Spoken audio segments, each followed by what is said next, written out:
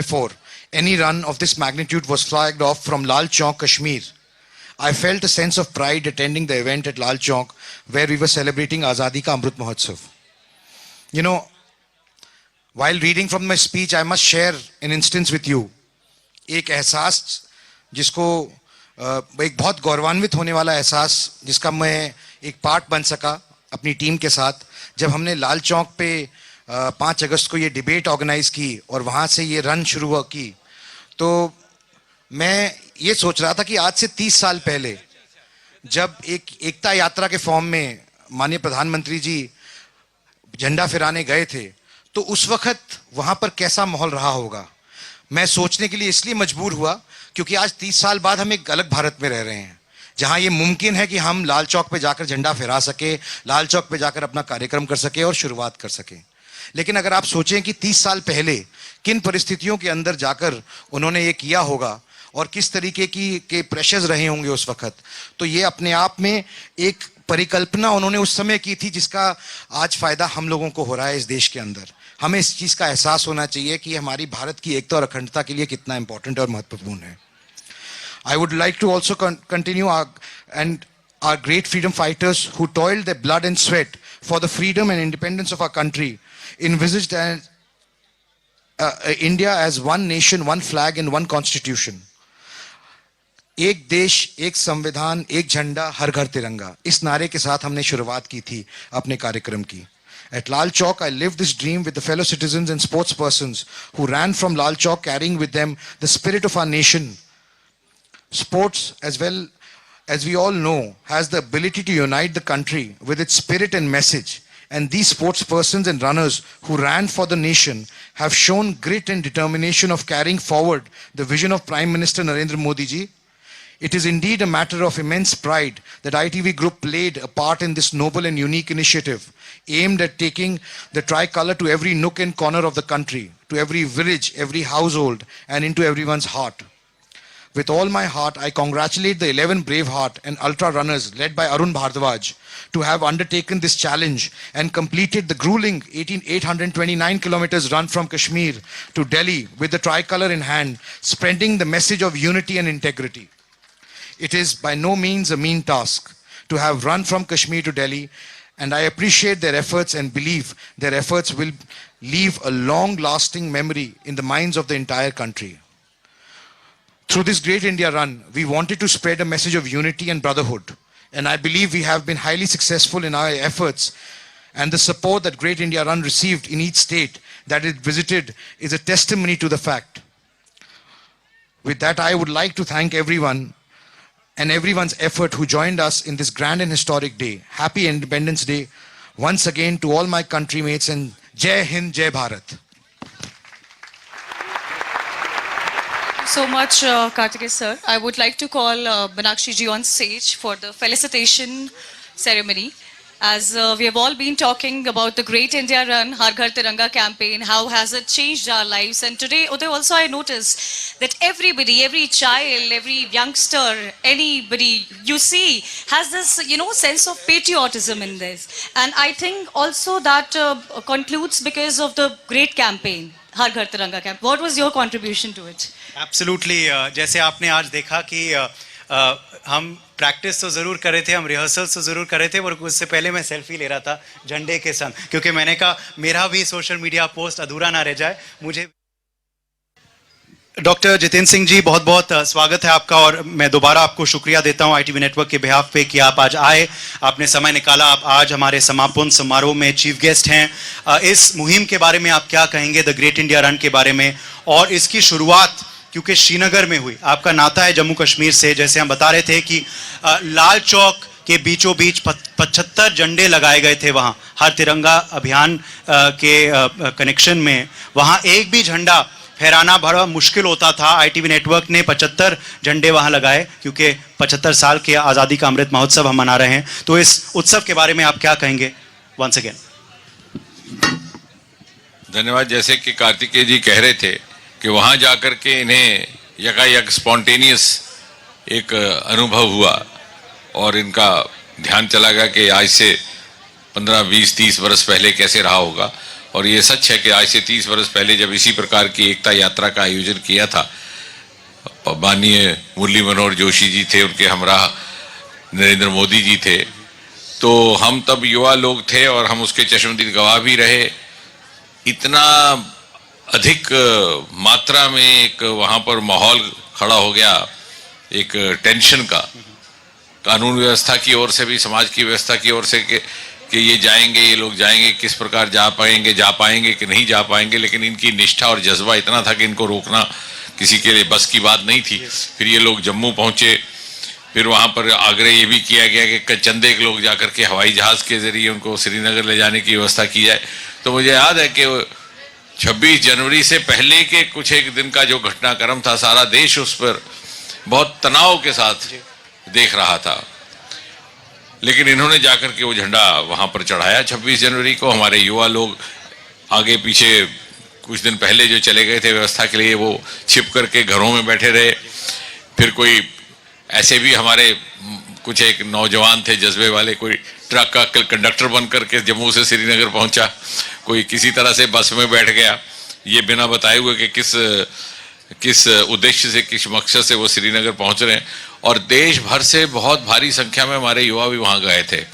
और फिर लौटने के समय भी कोई किसी गाड़ी में छिपते छिपाते वापस लौटा। कहने का तात्पर्य कि जितनी सरलता से आपने ये किया, ये इसलिए संभव हुआ कि इसमें जन मानस का एक स्पॉन्टेनियस पार्टिसिपेशन है, वॉलंटरी पार्टिसिपेशन है। और मैं तो कुछ वर्षों से ये कह रहा हूं कि दिन प्रतिदिन कश्मीर में बदलाव आया है। जो कश्मीर का आम युवक है, जो श्रीनगर की गलियों कूचों में चलने वाला आम आदमी है, वो चाहता है कि मैं मोदी जी के नेतृत्व में जो भारत की विकास यात्रा है इसका एक हिस्सा बन जाऊं। क्योंकि youth of Kashmir is extremely aspirational. वो देख रहा है कि देश भर में किस प्रकार के अवसर मोदी जी ने युवाओं के लिए नए नए आयाम पैदा किए हैं। वो अपने आप को वंचित नहीं रखना चाहता, लेकिन there was a wheel of fear जिसके कारण वो वहां उसके लिए बाधा बना हुआ था। और मुझे ये भी शायद कभी कभी सोचने पर मजबूर होना पड़ता कि उस समय की तत्कालीन सरकारें जो थी, वही शायद पूरी इच्छा शक्ति के साथ या ईमानदारी के साथ इस संकट से, इस घाटी को और इस प्रदेश को निकालने के लिए बहुत ज़्यादा प्रतिबद्ध नहीं थी। और मैं तो कभी कभी ये भी कहा है, मैंने इनफैक्ट एक बार संसद में भी कहा था कि शायद militancy and terrorism itself became a vested interest for certain segments. कि कुछ एक ऐसे तबके थे जिनका बोलबाला, जिनका कामकाज आतंक के ही साये में चलता था। उसमें कुछ राजनीतिक भी थे, 10% वोटर टर्नआउट होता, वो एमएलए भी बन जाते, एमपी भी बन जाते, सरकारें भी बन जाती, पुश दर पुश उनका राज भी चलता रहा। और एक नियो रिच तबका पैदा हो गया इन 25-30 साल में, जो पहले कहीं देखने को नहीं मिलते थे। सरकारी लैंड एनक्रोच किया, वहाँ मॉल खड़े कर दिए। तो वो चाहते ही नहीं थे कि, और अगर ये खुल जाए माहौल तो नहीं लगता था कि their existence, their design should be threatened. तो मुझे लगता है कि पहली बार मोदी जी के नेतृत्व में एक इच्छा शक्ति वाली सरकार ने कश्मीर के इस संकट को समाधान तक पहुंचाने का काम किया है। और इसलिए ये जाहिर होता है कि ये शायद पहले भी संभव था, लेकिन कहाँ कहाँ इसकी बाधाएं रही, वो किसी और मंच पर भी उसकी चर्चा कर सकते हैं हम, लेकिन वो एक विस्तृत, एक अलग विषय है। लेकिन आम मानस, क्योंकि कश्मीर का आप अगर इतिहास भी देखें तो वहाँ कश्मीर की जो एक, जिसको आप कश्मीर कल्चर कहते हैं, जो उसकी तहजीब, उसकी सभ्यता है, वो एक मिलीजुली सभ्यता है। उसमें काफ़ी कुछ एक हिंदू धर्म की भी रिवायतें जो मुस्लिम उनका पालन करते हैं, जो मुस्लिम धर्म की कश्मीरी पंडित कायम करते हैं। और कश्मीरी पंडित के बिना मैं तो कहूँगा कश्मीर घाटी अधूरी है। और जो नुकसान वहाँ पर हुआ, क्योंकि कश्मीरी पंडित के रहते हुए वहाँ पर शिक्षा के क्षेत्र में, साहित्य के क्षेत्र में, कला के क्षेत्र में जिस प्रकार की एनरिचमेंट हुई, उसका लाभार्थी न केवल हिंदू था बल्कि मुसलमान भी था।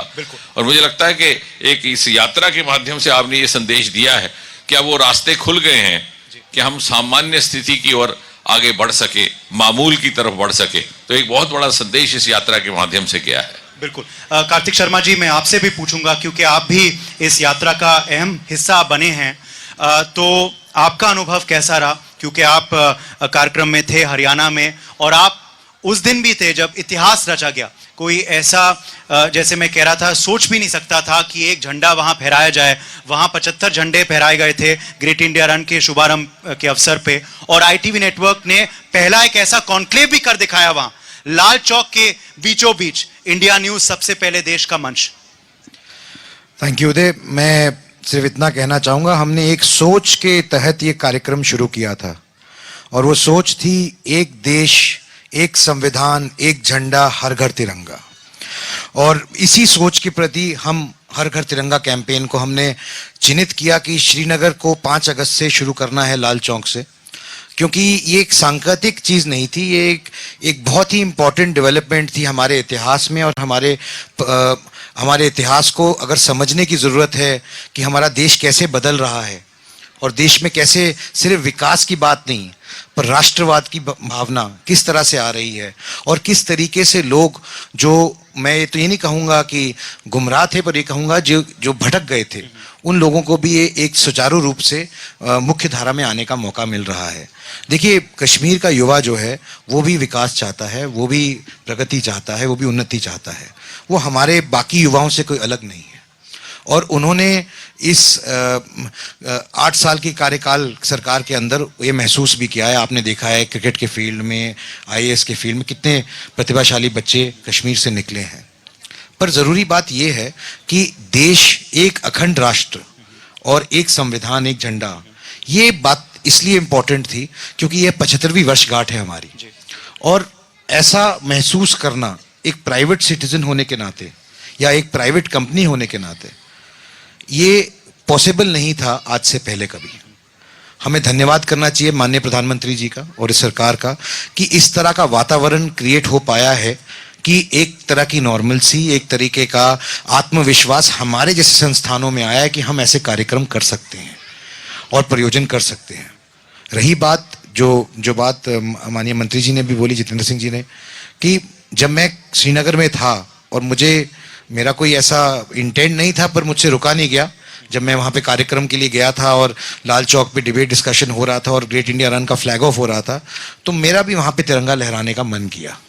और जब ये मौका मुझे मिला तो ये सोचने पे मैं मजबूर था कि किन दुर्गम परिस्थितियों के अंदर, किन मुश्किल हालात के अंदर, जैसे अभी माननीय मंत्री जी ने बताया कि किस तरीके से वो लोग एकता यात्रा में गए होंगे आज से 30 साल पहले वहाँ पर झंडा फहराने के लिए, किन दिक्कतों के वजह से। लेकिन आज माहौल अलग है, ये नया देश है, हम उस भारत का हिस्सा हैं जहाँ पे हमारा शेष नेतृत्व आज आज़ाद भारत में पैदा हुआ है, पहली बार ऐसा हुआ है।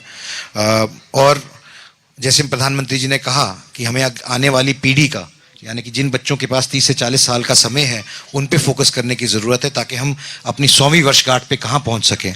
तो इन सब चीज़ों को मद्देनज़र रखते हुए मैं सिर्फ ये कहूँगा कि ग्रेट इंडिया रन एक शांति का प्रतीक था, एक भाईचारे का प्रतीक था, और जो श्रीनगर से होते हुए दिल्ली पहुँचा है, और ये एक इस बात का विश्वास दिलाता है कि किस तरह का भारत आने वाले कल की आहट लेके आ रहा है।